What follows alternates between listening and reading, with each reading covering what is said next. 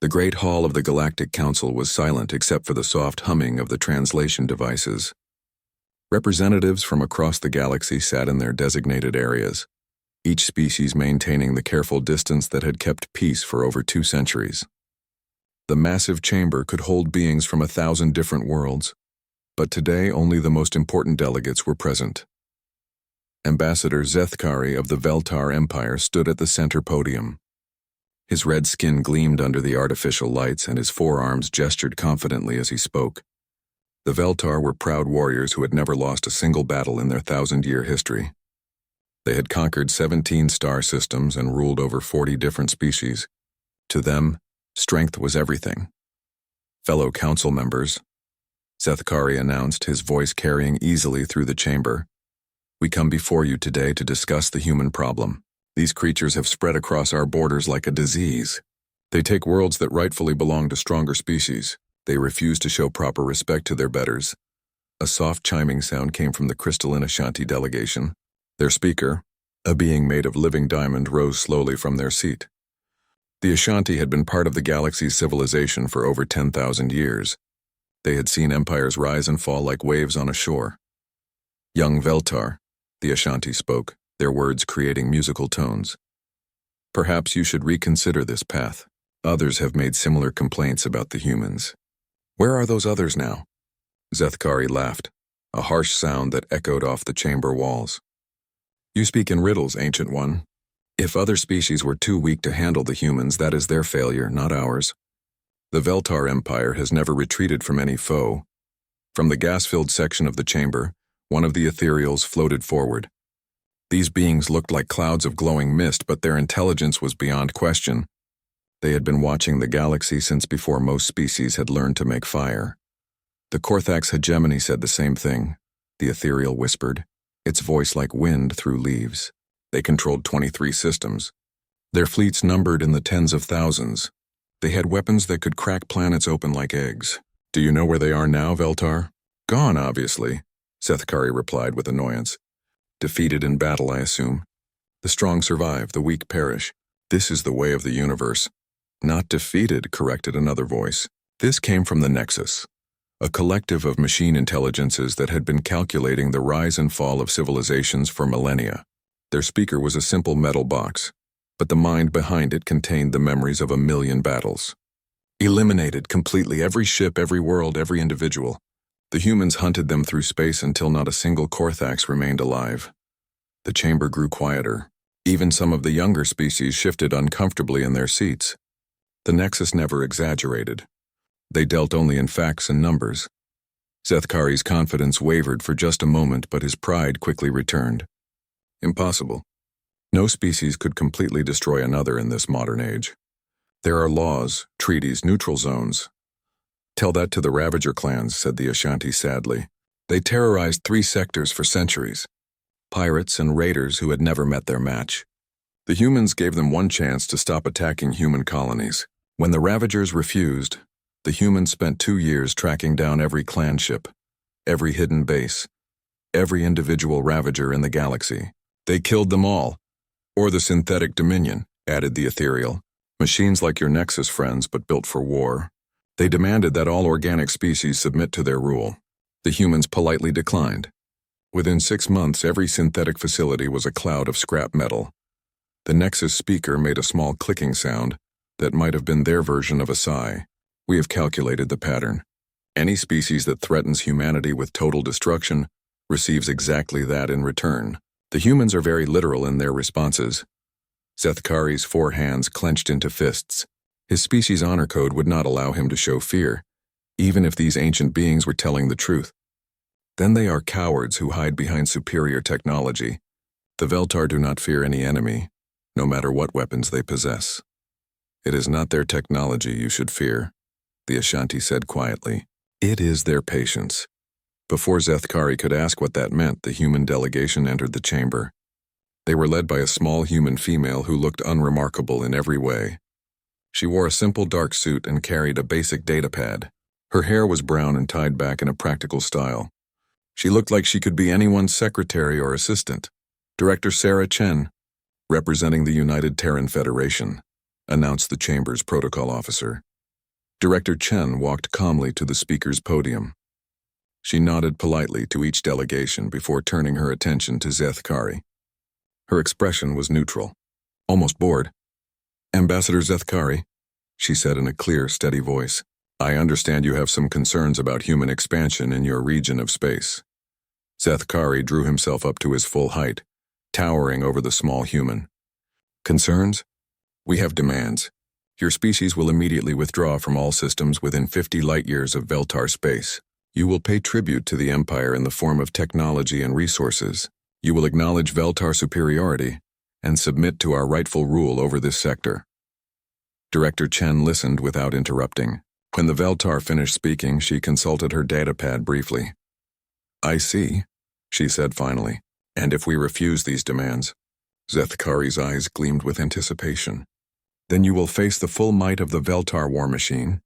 We will crush your fleets, burn your worlds, and hunt down every human in the galaxy. You will face complete and utter destruction." The chamber fell completely silent.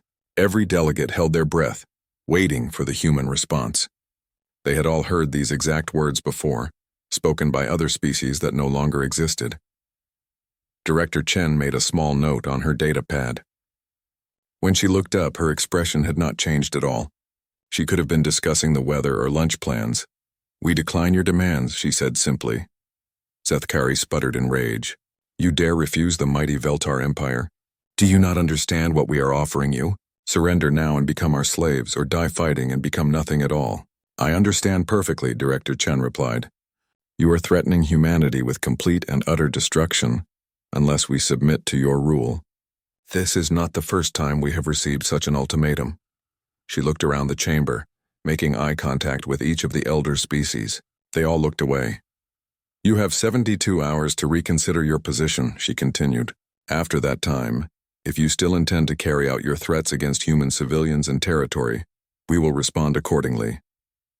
72 hours? Zethkari laughed. "For what? To beg for mercy? To gather your pitiful fleets for a final desperate battle?" Director Chen closed her datapad and prepared to leave. "No, Ambassador. 72 hours for you to ask these elder species what happened to all the others who made the same choice you are making today." She walked toward the exit, then paused and turned back to face the Veltar delegation. "The Ashanti are correct, by the way. You should not fear our technology. You should fear our patience. We have spent 50 years studying your species, your culture, your military capabilities, and your psychology. We know exactly how this will end if you choose to proceed." "And how is that?" Zethkari demanded. Director Chen's expression never changed, but something cold flickered in her eyes. "Complete and utter destruction," she said quietly. "Your words, not ours." Then she left the chamber, leaving behind a silence that seemed to press down on everyone present like a physical weight.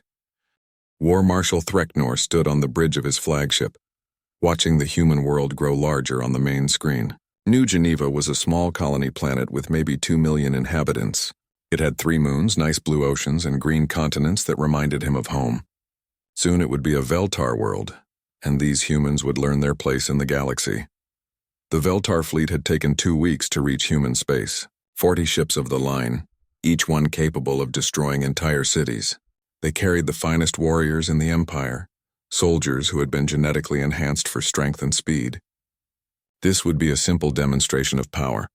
"Sir," reported his communications officer, "we are receiving a transmission from the planet." "Put it on screen," Threknor ordered. A human face appeared on the display. It was a middle-aged man in a simple uniform. He looked tired and worried, exactly what Threknor expected from an inferior species about to be conquered. "This is Governor Martinez of New Geneva Colony," the human said. "We have received your ultimatum. Our response is the same as our government's response. We will not surrender." Threknor smiled, showing his sharp teeth. "Then you will die, human. Your defenses are pathetic. We count only a dozen orbital platforms and perhaps 20 ships. We outnumber you 4-1. Governor Martinez nodded sadly. "Yes, you do. But we still will not surrender." "So be it," Threknor snarled. "All ships begin the attack. Show these humans what real warriors can do." The Veltar fleet moved forward in perfect formation, their plasma cannons charged with deadly energy. Their shields glowed bright blue as they prepared for battle. This would be over quickly. The human orbital platforms opened fire first. Their weapons were primitive kinetic cannons that fired chunks of metal at high speed. The projectiles bounced harmlessly off Veltar shields. Pathetic, laughed Threknor's weapons officer. Their technology is centuries behind ours. The human ships attacked next. They were small, fast vessels that darted between the larger Veltar warships like insects. Their lasers barely scratched the superior Veltar armor. Return fire, Threknor ordered. Destroy them all. The Veltar plasma cannons spoke with voices of thunder. Brilliant green energy beams lanced across space, striking human ships and platforms. Explosions bloomed like deadly flowers as the human defenses began to crumble. For 6 hours, the battle proceeded exactly as Threknor had planned. Human ships exploded one by one. Their orbital platforms fell silent as Veltar firepower overwhelmed them. Boarding pods launched from Veltar ships to capture any survivors and useful technology. Sir, reported the tactical officer, we have destroyed 18 human vessels and 11 platforms. Only minimal resistance remains. Threknor nodded with satisfaction. Excellent. Begin landing operations. I want this planet secured within... He never finished the sentence. Space around the Veltar fleet suddenly filled with new contacts. Ships that had not been there a moment before appeared on every scanner, dozens of them surrounding the Veltar formation from all sides. Where did they come from? Threknor demanded. Unknown, sir. They just appeared. Our sensors show nothing, then suddenly they are there. The new human ships did not look like the vessels they had been fighting. These were larger, sleeker, and covered in armor that seemed to absorb light itself. They moved with impossible grace for something so large. Then they opened fire. The first weapons to hit the Veltar fleet were unlike anything in their experience. Instead of energy beams or kinetic projectiles, these were distortions in space itself. They passed through Veltar shields like they did not exist and struck the hull beneath. Where they hit, the metal simply stopped existing. Not melted, not vaporized, but gone. Holes appeared in Veltar ships that went all the way through from one side to the other. Shields have no effect, screamed the tactical officer. These weapons ignore our defenses completely. More weapons followed. Torpedoes that phased in and out of normal space, striking targets from impossible angles. Energy beams that seemed to bend the laws of physics, creating explosions inside sealed compartments. Missiles that flew in perfect spirals, somehow avoiding all defensive fire. How is this possible? Threknor whispered as he watched his proud fleet being torn apart. No species has technology like this. The worst moment came when the humans began boarding operations. Threknor had expected to face the same kind of weak, soft creatures they had seen on the screen. Instead, his warriors reported fighting humans in armor that moved faster than the eye could follow. Sir, came a panicked voice over the communication system. The humans on Deck 7 are not fighting like any enemy we have ever faced. They know our ship better than we do. They are moving through maintenance shafts we did not even know existed. They anticipated every defensive position. Another voice joined in. Engineering deck is lost. The humans disabled our main reactor in under 3 minutes. They knew exactly which systems to target. Weapons deck reports the same thing. The humans went straight to our primary weapon controls. They knew the access codes. Threknor felt ice forming in his stomach. Access codes? How could they possibly know our access codes? The answer came from his science officer, whose voice shook with terror. Sir, I have been analyzing their attack patterns. These humans are not guessing where to strike. They have complete technical specifications for our ships. They know our designs better than our own engineers. Impossible, sir. They are also using our own tactical doctrine against us. Every move we make, they have already prepared a counter-move. It is as if they have been studying our military for decades. The battle, if it could even be called that, lasted another 2 hours. One by one, every Veltar ship in the fleet was either destroyed or captured. The humans moved with cold efficiency, showing no anger or excitement. They fought like scientists conducting an experiment. Threknor found himself alone on his bridge as human soldiers in black armor entered through the blast doors. Their weapons were pointed at him, but they did not fire. War Marshal Threknor, said one of the humans in perfect Veltar language, you are our prisoner. Please come with us. You speak our language, Threknor said in amazement. We speak all your languages, the human replied. We have been studying your people for a very long time. As they led him away, Threknor saw human technicians already at work on his ship's computer systems. They moved with the confidence of people who knew exactly what they were looking for. "Wait," he called out to his captors. "What about my crew? What about the other ships?" The human soldier looked back at him with eyes that showed no emotion at all. "The crews of ships that surrendered are being processed. The ships that fought to the end were destroyed with all hands. Your choice, War Marshal. But why are you keeping me alive?" "Because," the human said simply, "you need to go home and tell your emperor what happened here. You need to tell him that this was us being gentle." They put Threknor in a small shuttle and sent him back toward Veltar space. As his tiny ship flew away from New Geneva, he looked back at the human world through his rear sensors. The planet looked exactly the same as when he had arrived. No damage, no signs of battle. But floating in space around it were the twisted remains of 40 Veltar warships. The humans had not lost a single vessel from their real fleet. As he began the long journey home, Threknor tried to understand what had happened. The humans had been ready for them. Not just ready, but prepared in ways that should have been impossible. They had known about Veltar technology, tactics, and language. They had studied his people like scientists studying insects. The worst part was the cold efficiency of it all. The humans had not fought with rage or hatred. They had simply removed a threat, the same way someone might exterminate pests in their home. Threknor spent the entire flight trying to figure out how to explain this to his emperor. How do you tell the ruler of a proud warrior empire that they had just suffered their first defeat in 1,000 years? How do you explain that the enemy seemed to know everything about them, while they knew nothing about the enemy? Most terrifying of all, how do you tell your people that the humans had let him live on purpose so he could carry a message back home? The message was simple and clear. This is what happens when you threaten us. And this was us being gentle. Emperor Vorgash stood in his war room, staring at the holographic display that showed the remains of War Marshal Threknor's fleet. The images had been taken by long-range scouts who arrived at New Geneva 3 days after the battle. 40 ships, reduced to scrap metal, floating around a human world that showed no signs of damage. "This is impossible," he growled, his forearms clenched into fists. 40 ships destroyed by a handful of human defenders? Threknor must be lying to cover his cowardice. His military advisors shifted uncomfortably around the table. They had all heard Threknor's report. The War Marshal was many things, but he was not a liar or a coward. He had served the Empire faithfully for 30 years. "My Emperor," said General Kethavar carefully, "perhaps we should consider the possibility that we underestimated human capabilities." Vorgash slammed his fist on the table, making the holographic display flicker. "Underestimated? They are mammals, soft, weak creatures who should be serving stronger species. There must be another explanation." "What if Threknor is telling the truth?" asked Admiral Xanthek. "What if the humans really do have superior technology? What if they have been preparing for this conflict?" "Then we crush them with overwhelming force," Vorgash declared. "If 40 ships were not enough, we will send 400. If 400 are not enough, we will send 4,000.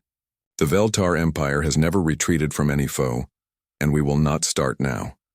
The Emperor began issuing orders. Every ship in the Imperial Navy was to be recalled to the home system. Every warrior was to prepare for the greatest military campaign in Veltar history. They would gather such a force that no enemy could possibly stand against it. While the Veltar Empire prepared for war, Director Sarah Chen sat in a conference room deep beneath the surface of Luna. The walls were lined with screens showing military preparations across human space. The room contained representatives from every branch of human government and military. "How long before they are ready to move?" asked Admiral Rodriguez, commander of the Sol Defense Fleet. "Our intelligence suggests 6 weeks, Chen replied. "They are recalling ships from across their empire. Current estimates put their force at around 10,000 vessels." Someone whistled softly. 10,000 ships. That's the largest fleet anyone has assembled since the Galactic Wars. "It's also exactly what we expected," Chen said calmly. "The Veltar are following the same pattern as every other species that has challenged us. First contact, initial defeat, massive escalation, and then the point of no return." General Park, head of the Terran Marine Corps, leaned forward. "Are we going to try the diplomatic solution first?" Chen nodded. "Protocol requires that we make one final attempt at peaceful resolution." I will be traveling to the Veltar homeworld in 3 days to present them with the same information we have given to others. And if they refuse, then we proceed to the final phase of the operation. Dr. Elizabeth Hayes, the government's chief xenopsychologist, spoke up from her seat at the end of the table. Director, I have to ask, do we really need to show them the complete records? Some of that material is disturbing, even to us. Chen turned to face her.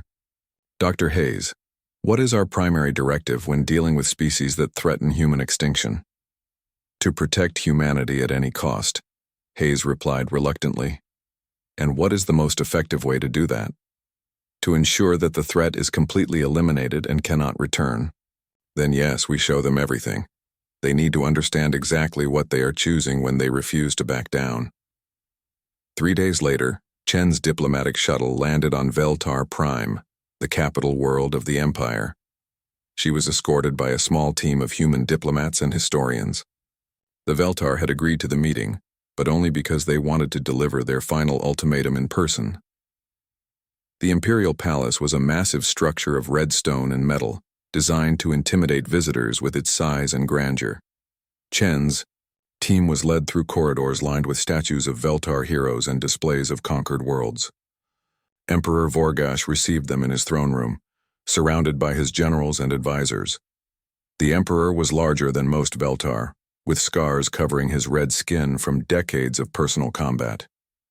He looked at the small human delegation with obvious contempt.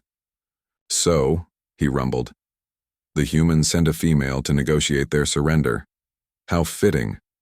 Chen stepped forward and placed a data storage device on the floor between them. Your Majesty, I am here to present you with information that we hope will change your mind about the current conflict. There is nothing you can say that will change anything, Vorgash declared. The Veltar Empire demands your complete submission. You will surrender all your worlds, disarm your fleets, and serve us as slaves. If you refuse, we will hunt down every human in the galaxy and kill them all. I see, Chen said quietly. The same choice you gave the colonists at New Geneva. Exactly. And the same choice we will give every human world we encounter. Chen picked up the data device and activated it. A holographic display appeared in the center of the throne room, showing star charts and fleet movements. Before you make your final decision, Your Majesty, I would like you to see what happened to the last species that made the same choice you are making now. The display changed to show a different star system. The information was marked with timestamps from 50 years ago. The Korthax hegemony, Chen explained. They controlled 23 star systems and had a military force of over 30,000 ships. They demanded that humanity surrender and serve them as slaves. When we refused, they declared their intention to commit genocide against our entire species. Vorgash leaned forward, interested despite himself. What happened to them? The display showed the progression of a war unlike anything the Veltar had ever seen. Human fleets moved through Korthax space with mathematical precision, targeting not just military installations but every single population center. We gave them the same choice we are giving you, Chen continued. Stop the aggression, accept peaceful coexistence, or face the consequences of their actions. And they refused? They refused. They said that surrender was not in their nature. They would rather die fighting than live in peace with an inferior species. The display showed the final phase of the conflict, human ships systematically hunting down the last Korthax survivors across 17 star systems. No prisoners were taken. No mercy was shown. Every Korthax facility was destroyed, every ship captured or eliminated, every individual tracked down and killed. Complete extinction, Chen said simply. It took us 3 years to find the last Korthax hiding in an asteroid mining facility. We eliminated them not out of anger or revenge, but because a threat that refuses to stop threatening you must be completely removed. The throne room was silent except for the soft humming of the holographic display. Even the proud Veltar generals looked uncomfortable at what they were seeing. You did this to an entire species? Asked General Kethvar in a whisper. We did what was necessary to protect humanity, Chen replied. Just as we did to the Ravager clans, the Synthetic Dominion, and 6 other species over the past 2 centuries. She changed the display to show more records. Each time the pattern was the same. A species would threaten humanity with extinction. Humanity would offer peace. The species would refuse an attack. Humanity would respond with complete elimination of the threat. This is what you are choosing, Chen said to Emperor Vorgash. Not a war where you might win or lose. Not a conflict where you can surrender if things go badly. You are choosing extinction for your entire species. Vorgash stood up from his throne, his face red with rage. You think these images frighten us? The Veltar are not some weak species to be bullied by mammals. We have never lost a battle in our history. Neither had the Korthax, Chen pointed out. Neither had the Ravagers. Neither had any of the others. Then they were weak. We are strong. Chen deactivated the holographic display and picked up her data device. Your Majesty, I have shown you this information not to threaten you, but to give you the same choice we have given every other species. You can choose peaceful coexistence where both our peoples prosper and grow, or you can choose extinction. We choose strength, Vorgash declared. We choose honor. We choose victory or death. Chen nodded sadly. I hoped you would be different. I truly did. As she prepared to leave, the Emperor called out to her. Human, do you really think your small fleets can stand against the full might of the Veltar Empire? Chen paused at the doorway and looked back at him. Your Majesty, the fleets you saw at New Geneva were not our military. They were our local police force. You have not yet seen what we built to fight real wars. And what did you build? Exactly what was necessary to solve the problem you represent. With that, she left the palace and returned to her shuttle. As her ship lifted off from Veltar Prime, Chen sent a single message back to Luna Command. Diplomatic option has failed. Proceed to final phase. Across human space, weapons that had been hidden for decades began to emerge from their hiding places. The Veltar Grand Fleet was the largest military force ever assembled by their empire. 10,000 ships arranged in perfect formation, stretching across space like a metal constellation.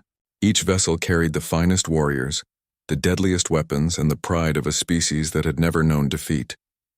Emperor Vorgash stood on the bridge of his personal dreadnought, the heart of empire. Around him, his admirals and generals prepared for the greatest victory in Veltar history. They would sweep across human space like a tide of fire, crushing all resistance and proving once and for all that strength ruled the galaxy. All fleets report ready. My Emperor, announced Admiral Xanthek. We await your orders. Vorgash smiled, showing his sharp teeth. Begin the advance. Target every human world simultaneously. Show them what happens when they refuse to serve their betters. The Grand Fleet moved forward, splitting into smaller task forces that headed toward different human systems. They carried planet-killer weapons, biological agents designed to eliminate all life, and soldiers ready to hunt down any survivors. This would not be a conquest. This would be extermination. What they found waiting for them was beyond anything they had imagined. The human worlds they attacked were not the lightly defended colonies they expected. Instead, they discovered fortress systems with defensive platforms that had been hidden until now. What had appeared to be civilian space stations revealed themselves as massive weapons platforms. What had looked like cargo ships suddenly bristled with enough firepower to destroy entire fleets. Sir, reported the communications officer aboard the Heart of Empire, Admiral Krektar's fleet at the Centauri system is reporting heavy resistance. The humans have weapons we have never seen before. Vorgash frowned. What kind of weapons? Devices that can manipulate gravity itself, turning our own ships into projectiles. Energy beams that ignore all known laws of physics. Something the science teams are calling impossible technology. More reports flooded in from across the battlefront. Admiral Hesnor's force at the Tau Ceti system had encountered human ships that could phase in and out of normal space, appearing and disappearing at will. Commander Veltaco's fleet at Wolf 359 faced weapons that seemed to predict where their ships would be before they even moved. But the most disturbing reports came from the Psychological Warfare Division. Emperor, said General Kethvar, his voice shaking, our warriors are reporting something strange. The humans know our battle songs. They are broadcasting our own war chants back at us, but changed. Instead of singing about Veltar glory, they sing about Veltar extinction. They know our tactical formations, added Admiral Xanthek, Every time we attempt a standard attack pattern, they have already prepared the perfect counter-move. It is as if they wrote our military textbooks. And sir, whispered the intelligence officer, they know our names, personal names of individual officers. They are sending targeted messages to our ship commanders, mentioning their families, their home cities, their personal histories. Vorgash felt ice forming in his stomach. How is this possible? The answer came from an unexpected source. Dr. Mordeth, the fleet's chief xenobiologist, approached the Emperor with a datapad in his hands. My Emperor, I have been analyzing the human broadcasts and comparing them with our cultural database. The humans are not just familiar with our military tactics, they know everything about us. Our language, our history, our religion, our social structure, our genetic makeup, even our individual psychology profiles. That is impossible. We have had contact with them for less than a year. Dr. Mordeth's voice dropped to a whisper. Sir, based on the depth of their knowledge, I estimate they have been studying us for at least 50 years. Maybe longer. The implications hit everyone on the bridge at the same time, while the Veltar had been building their empire and congratulating themselves on their superiority. The humans had been watching, learning, preparing. All fleets. Converge on Sol system, Vorgash ordered. If we cannot win by conquering their colonies, we will strike at their heart. We will destroy their homeworld and break their spirit. What remained of the Grand Fleet, now reduced to about 7,000 ships, began the journey toward humanity's home system. Along the way, they faced attacks unlike anything in galactic history. Human ships appeared from nowhere, struck with devastating precision, and vanished before the Veltar could respond. But these were not random attacks. Each strike was calculated to inflict maximum psychological damage. The humans targeted the flagship of every major Veltar clan, broadcasting the names of the ship's crew and their families before destroying them. They captured individual Veltar warriors and returned them to their own fleets with detailed psychological profiles of every person aboard their ships. Most terrifying of all, they demonstrated weapons that should not have existed. Sir, reported the science officer, the humans just deployed something our computers identify as a stellar engineering device. They have somehow caused the star in the Rigel system to increase its output by 30%. What does that mean? Vorgash demanded. It means they can control stars, my Emperor. They can make suns burn brighter or dimmer at will. And sir, added another officer, long-range sensors are detecting massive construction projects in human space. They appear to be building new ships at an impossible rate. Our estimates suggest they are producing a complete battle fleet every few days.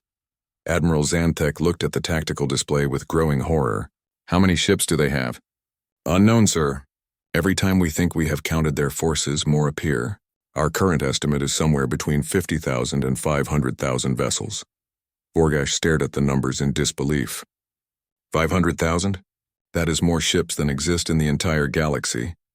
Sir, said Dr. Mordeth quietly, I believe we have made a fundamental error in our assessment of human civilization. We assumed they were a young species like ourselves.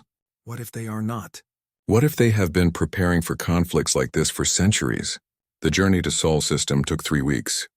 During that time, the Veltar Grand Fleet shrank from 7,000 ships to fewer than 4,000. The humans did not fight like any species in galactic memory. They fought like a force that had been preparing for exactly this war for decades. When the remaining Veltar ships finally reached the edge of Sol system, they found something that defied all their expectations. The system was not heavily defended. Instead, it appeared almost empty. A few patrol ships moved lazily between the planets. Some orbital platforms circled the human homeworld. It looked like the entire human military was somewhere else. This is it? Asked Admiral Xanthek in confusion. This is what we came to destroy. It must be a trap, Vorgash said. No species leaves their homeworld undefended. He was right about the trap, but wrong about everything else. As the Veltar fleet moved deeper into the system, hidden sensors tracked their every movement. Deep beneath the surface of Earth's moon, computers that had been calculating this exact scenario for 50 years began issuing orders. What happened next would be remembered as the most one-sided battle in galactic history. The patrol ships that had looked so harmless suddenly revealed themselves as mobile weapons platforms with enough firepower to destroy planets. The orbital platforms turned out to be camouflaged battle stations that had been waiting decades for this moment. But the real surprise came from Earth itself. The planet's surface opened in 1,000 places, revealing weapon emplacements that had been hidden for generations. Massive energy beams lanced out from the continents, each one capable of vaporizing entire Veltar ships. The humans had turned their homeworld into the ultimate fortress. "My Emperor!" screamed the tactical officer. "They are not firing at our ships. They are capturing them." Vorgash watched in horror as Veltar vessels were surrounded by some kind of energy field that shut down all their systems. One by one, his proud fleet was being taken intact along with every warrior aboard. "Why are they not killing us?" he whispered.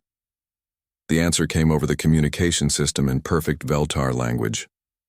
"Because we want to study you." Admiral Xanthek turned to his emperor with terror in his eyes.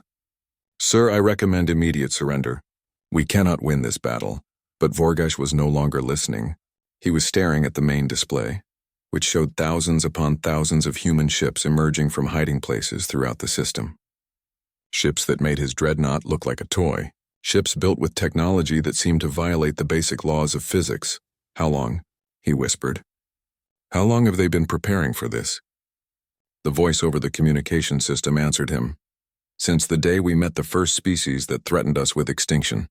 We learned that if you want peace, you must be prepared for war. If you want to protect your people, you must be capable of destroying anyone who threatens them." The last message the Emperor received before his ship's systems shut down was simple. "Welcome to Earth, Your Majesty. We have been expecting you." Emperor Vorgash woke up in a cell that was too clean, too comfortable, and too obviously designed by people who understood Veltar psychology perfectly. The walls were the right color to be calming to his species. The temperature was exactly what a Veltar would find pleasant. Even the lighting was adjusted to the spectrum that his eyes found most restful. This attention to detail terrified him more than any torture chamber could have. A door opened silently, and Director Sarah Chen entered the cell. She carried a chair and a data pad, moving with the same calm efficiency she had shown in the Galactic Council chambers. She set down the chair and sat facing the Emperor. "Good morning, Your Majesty," she said in perfect Veltar. "I hope you slept well." Vorgash tried to summon his imperial dignity. "Where are my warriors? What have you done with my fleet?"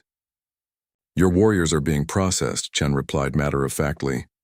"Those who surrendered are in holding facilities where they are being interviewed about Veltar military structure and technology. Those who fought to the end were killed along with their ships." "Processed? Like animals?" "Like prisoners of war from a species that threatened humanity with genocide," Chen corrected.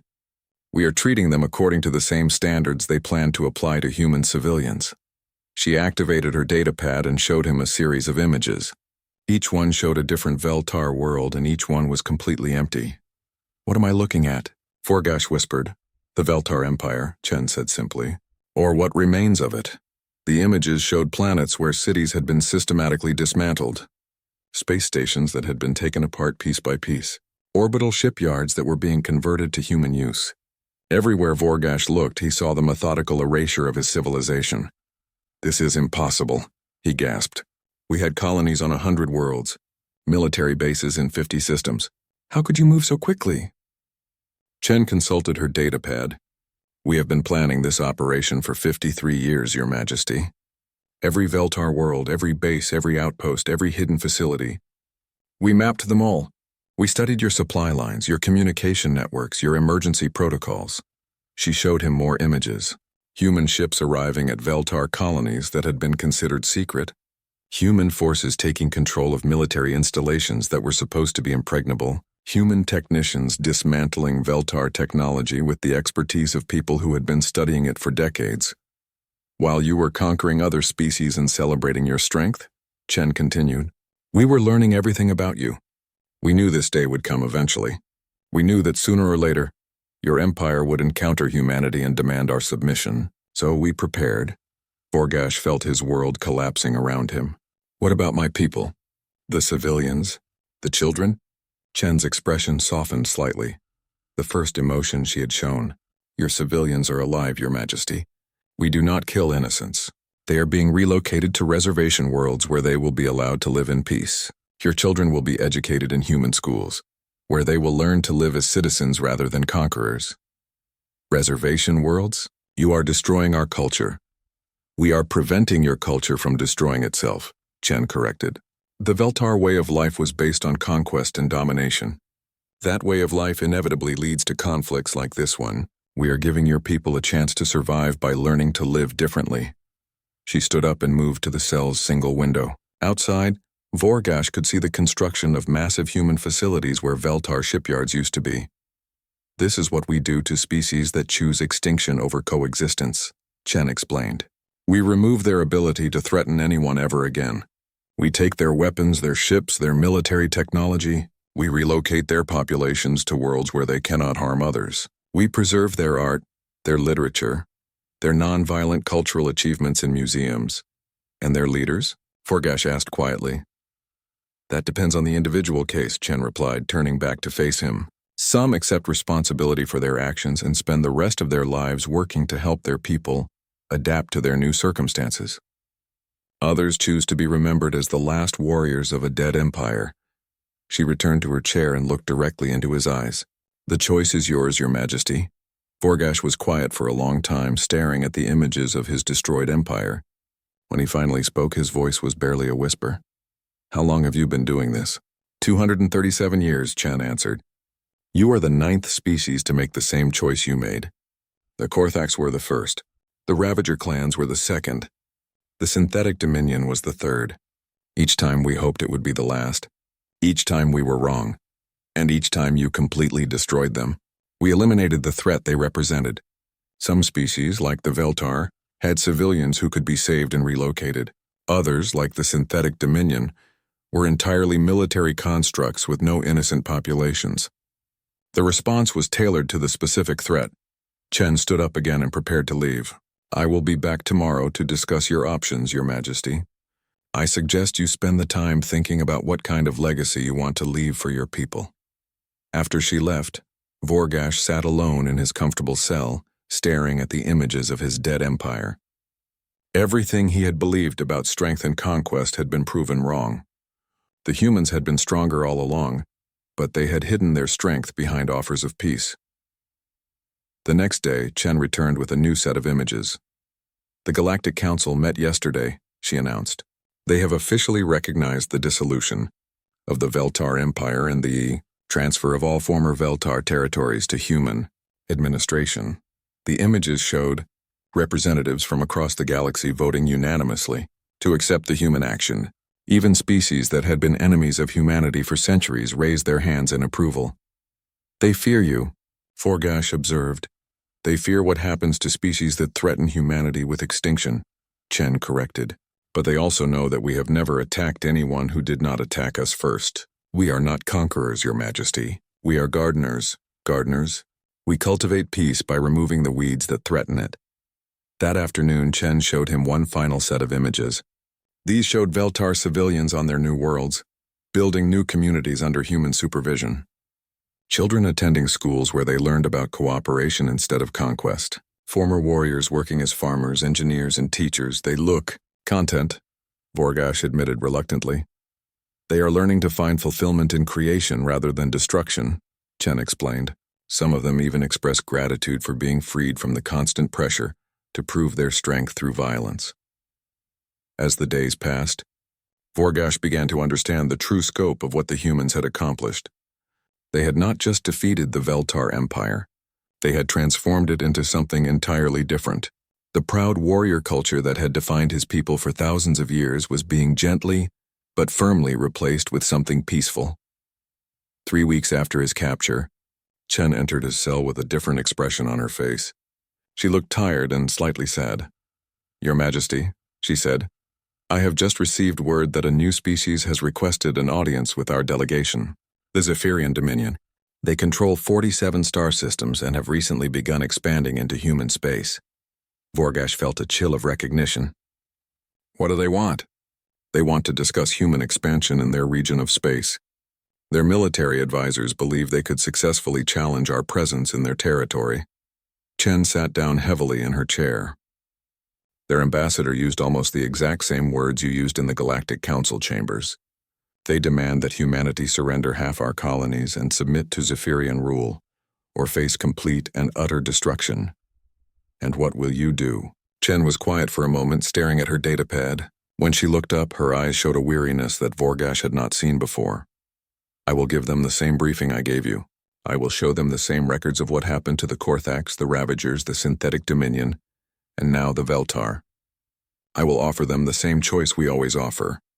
And if they refuse, then in 60 years some other human diplomat will be showing recordings of the Zephyrian extinction to the next species that makes the same mistake. Chen stood up and walked to the window again. Outside, human workers continued the process of converting Veltar facilities for peaceful use. Do you know what I hope for every day, Your Majesty? She asked without turning around. What? That someday a species will look at these records and choose differently. That someday we will meet a people who are strong enough to back down when they realize the cost of their pride. Vorgash thought about his own choices, about the moment in the throne room when he could have chosen peace instead of war. Perhaps, he said quietly, you should send them a Veltar diplomat along with the human delegation. Someone who can explain what it feels like to watch your entire civilization disappear because you were too proud to admit you were wrong. Chen turned back to him with something that might have been hope in her eyes. Your Majesty, she said. I believe that would be an excellent idea.